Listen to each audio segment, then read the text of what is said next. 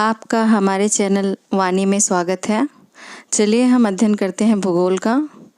कक्षा 6 पृथ्वी हमारा आवास, अध्याय 6 पृथ्वी के प्रमुख स्थल रूप।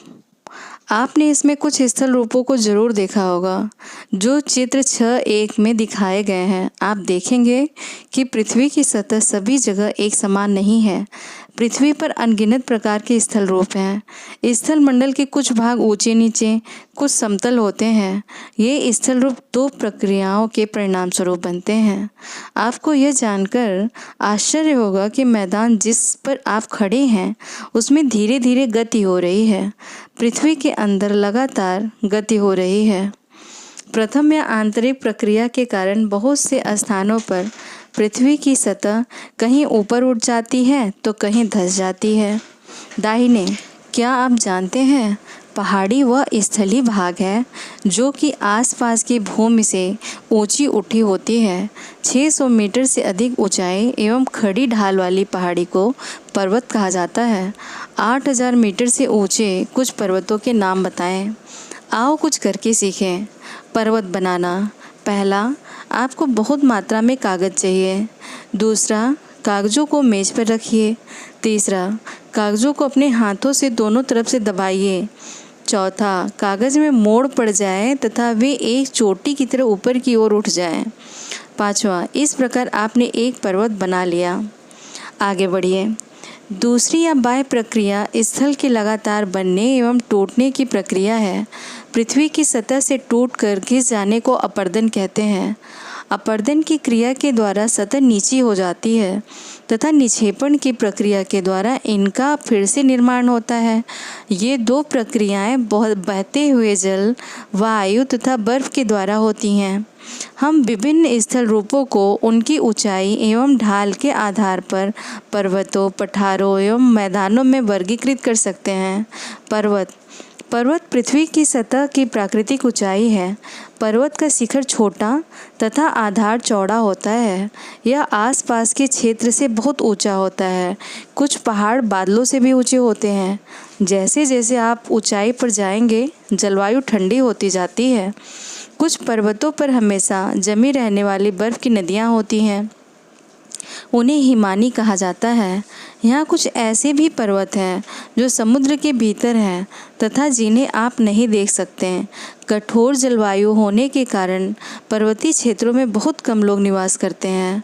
वहाँ का धरातल खड़ी ढाल वाला होता है तथा कृषि योग्य भूमि की कमी होती है। पर्वत एक रेखा के क्रम में भी व्यवस्थित हो सकते हैं जिसे श्रृंखला कहा जाता है। बहुत सी पर्वतीय तंत्र समानांतर श्रृंखलाओं के क्रम में होते हैं जो सैकड़ों किमी में फैले होते हैं। हिमालय, आल्प्स तथा एंडीज क्रमशः एशिया, यूरोप तथा दक्षिण अमेरिका की पर्वत श्रृंखलाएं हैं। चित्र 5.1 देखें। पर्वतों की ऊंचाई एवं आकार में भिन्नता होती है। पर्वत 3 प्रकार के होते हैं: वलित पर्वत, बृहस्पति पर्वत तथा ज्वालामुखी पर्वत। हिमालय तथा आल्प्स वलित पर्वत हैं जिनकी सतह ऊबड़ खाबड़ तथा शिखर शंक्वाकार हैं। भारत की अरावली श्रृंखला विश्व की सबसे पुरानी वलित पर्वत श्रृंखला है। अपर्दन की प्रक्रिया के कारण यह श्रृंखला घिस गई है। उत्तरी अमेरिका के अपलेशियन तथा रूस। चित्र 5.1 में देखें कि यूराल पर्वत गोलाकार दिखाई देते हैं एवं इनकी ऊंचाई कम है। ये बहुत पुराने वलित पर्वत हैं। जब बहुत बड़ा भाग टूट जाता है तथा ऊर्ध्वाधर रूप से विस्थापित हो जाता है तब बृहस्पति पर्वतों का निर्माण होता है। ऊपर उठे हुए खंड को उत्खंड अर्थहार्स्ट तथा नीचे धसे हुए खंडों को द्रोणिका भ्रंश अर्थात ग्राबेन कहा जाता है। यूरोप की राइन घाटी तथा वासेस पर्वत इस तरह के पर्वत तंत्र के उदाहरण हैं। एटलस में दिए गए विश्व मानचित्र से उनकी स्थिति को देखिए तथा कुछ इस प्रकार की भू आकृतियों के कुछ और उदाहरणों का पता लगाइए। ज्वालामुखी पर्वत ज्वालामुखी क्रियाओं के कारण बनते हैं। अफ्रीका का माउंट किलिमंजारो तथा जापान का फ्यूजियामा इस तरह के पर्वतों के उदाहरण हैं। क्या आप जानते हैं प्रशांत महासागर में स्थित मानाकी पर्वत हवाई द्वीप सागर की सतह के नीचे स्थित है। इसकी ऊंचाई 10,205 मीटर है। एवरेस्ट शिखर से भी ऊंचा है ये। आगे, पर्वत बहुत लाभदायक होते हैं। पर्वत जल के संग्रहगार होते हैं। बहुत सी नदियों का स्रोत पर्वतों में स्थित हिमानियों में होता है। जलाशयों के जल को लोगों तक पहुंचाया जाता है। पर्वतों के जल का उपयोग सिंचाई तथा पनबिजली के उत्पादन में भी किया जाता है।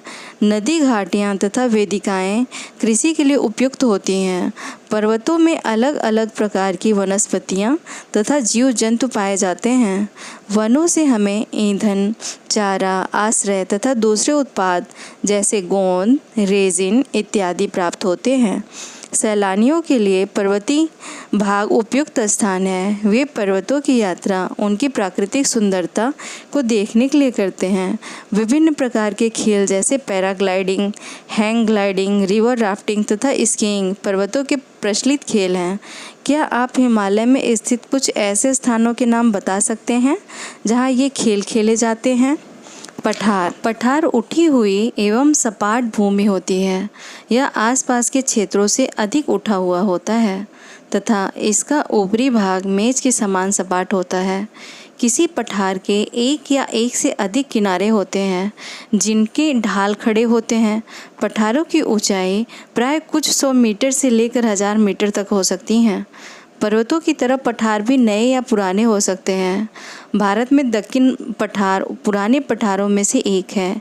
केन्या, तंजानिया तथा युगांडा का पूर्वी अफ्रीका पठार एवं ऑस्ट्रेलिया का पश्चिमी पठार इस प्रकार के उदाहरण हैं। तिब्बत का पठार विश्व का सबसे ऊंचा पठार है, जिसकी ऊंचाई माध्य समुद्र तल से 4000 से 6000 मीटर तक है। पठार बहुत उपयोगी होते हैं क्योंकि उनमें खनिजों की प्रचुरता होती है। यही कारण है कि विश्व के बहुत से खनन क्षेत्र पठारी भागों में स्थित हैं। अफ्रीका का पठार सोना एवं हीरो के खनन के लिए प्रसिद्ध है। भारत में छोटा नागपुर के पठार में लोहा, कोयला तथा मैग्नीज के बहुत बड़े भंडार पाए जाते हैं। पठारी क्षेत्रों में बहुत से जलप्रपात हो सकते हैं क्योंकि यहाँ नदियाँ ऊंचाई से गिरती हैं। भारत में छोटा नागपुर पठार पर स्वर्ण रेखा नदी पर स्थित हुंडुरु जलप्रपात तथा कर्नाटक में जोग जलप्रपात इस प्रकार के जलप्रपातों के उदाहरण हैं। लावा पठार में काली मिट्टी की प्रचुरता होती है जो उपजाऊ है एवं खेती के लिए काफ़ी अच्छी होती है। कई पठारों में रमणीय स्थल होते हैं जो पर्यटकों को आकर्षित करते हैं। मैदान समतल भूमि के बहुत बड़े भाग होते हैं। ये सामान्यतः माध्य समुद्री तल से 200 मीटर से अधिक ऊंचे नहीं होते हैं। कुछ मैदान काफ़ी समतल होते हैं, कुछ उर्मिल तथा तरंगित हो सकते हैं। अधिकांश मैदान नदियों तथा उनकी सहायक नदियों के द्वारा बने हैं। नदियों पर्वतों के ढालों पर नीचे की ओर बहती हैं तथा उन्हें अपर्दित कर देती हैं। वे अपर्दित पदार्थों को अपने साथ आगे की ओर ले जाती हैं। अपने साथ ढोए जाने वाले पदार्थों जैसे पत्थर, बालू तथा सिल्ट को वे घाटियों में निक्षेपित कर देती हैं। इन्हीं निक्षेपों से मैदानों का निर्माण होता है। सामान्यतः मैदान बहुत अधिक उपजाऊ होते हैं। यहाँ परिवहन के साधनों का निर्माण करना आसान होता है, इसलिए ये मैदान विश्व के सबसे अधिक जनसंख्या वाले भाग होते हैं। नदियों के द्वारा बनाए गए कुछ बड़े मैदान एशिया तथा उत्तरी अमेरिका में पाए जाते हैं। एशिया में स्थित भारत में गंगा एवं ब्रह्मपुत्र का मैदान तथा चीन में यांगत्से नदी का मैदान इसके प्रमुख उदाहरण है। मैदान मनुष्यों के रहने के लिए सबसे उपयोगी क्षेत्र होते हैं।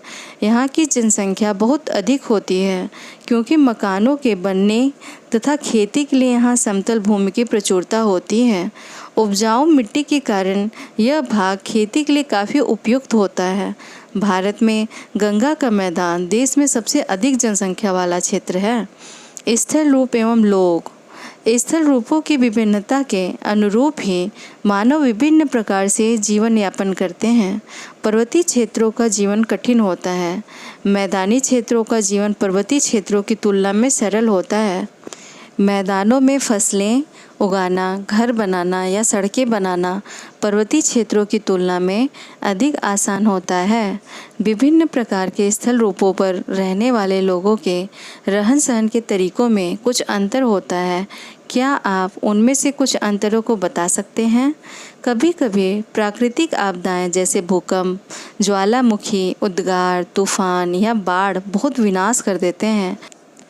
इन आकस्मिक घटनाओं के बारे में जागरूकता पैदा करके हम इनमें आने वाले खतरों को कम कर सकते हैं। हम कितने तरीकों से जल एवं स्थल को उपयोग में ला सकते हैं, इसका पता हम अपने आसपास के क्षेत्र से लगा सकते हैं। प्राय हम स्थल का उपयोग गलत तरीके से करते हैं, जैसे उपजाऊ भूमि पर मकानों का निर्माण करना। इसी प्रकार हम लोग कूड़ा किसी भी भूमि या फिर ज़मीन में फेंक देते हैं, जो कि उन्हें गंदा कर देता है।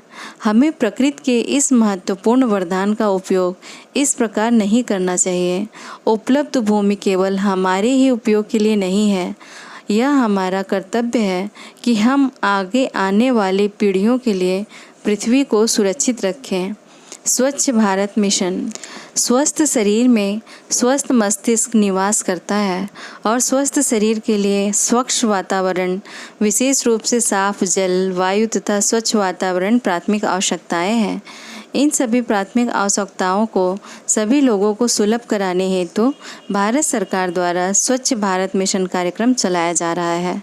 चलिए हम कुछ की पॉइंट्स पर चर्चा कर लेते हैं। हम यहाँ पे पहाड़ों के बारे में चर्चा करेंगे कि पहाड़ कैसे होते हैं। 600 मीटर से ऊंचाई एवं खड़ी ढोल वाली पहाड़ी को पर्वत कहते हैं। और पर्वत कितने प्रकार के होते हैं? पर्वत 3 प्रकार के होते हैं: वलित पर्वत, ब्रह्मोत्सव पर्वत, ज्वालामुखी पर्वत। और अरावली श्रृंखला जो है विश्व की सबसे पुरानी वलित पर्वत श्रृंखला है। ज्वालामुखी पर्वत, ये जो अध्याय था इसमें 2 प्रकार के ज्वालामुखी पर्वत बताए गए हैं: अफ्रीका का माउंट किलिमंजारो और जापान का फ्यूजियामा। और पर्वतीय खेल क्या क्या होते हैं? जैसे paragliding, hang gliding, river rafting, skiing. अब पठार, सबसे ऊंचा पठार तिब्बत का पठार है। उसकी ऊंचाई मध्य समुद्र से 4000 से 6000 मीटर है। अफ्रीका का पठार में हमें क्या मिलता है? हीरा और सोना। छोटा नागपुर पठार से हमें क्या क्या मिलता है? लोहा, कोयला, मैग्नीज। छोटा नागपुर पठार से स्वर्णरेखा नदी पे हुंडरू जलप्रपात है और कर्नाटक पे जोग जलप्रपात। ये सब पठारों पर ही दोनों नदियाँ उपस्थित हैं। लावा पठार में काली मिट्टी की प्रचुरता होती है। अगर आपको पसंद आए तो please like, share and subscribe करें और बेल आइकन दबाना ना भूलें। धन्यवाद।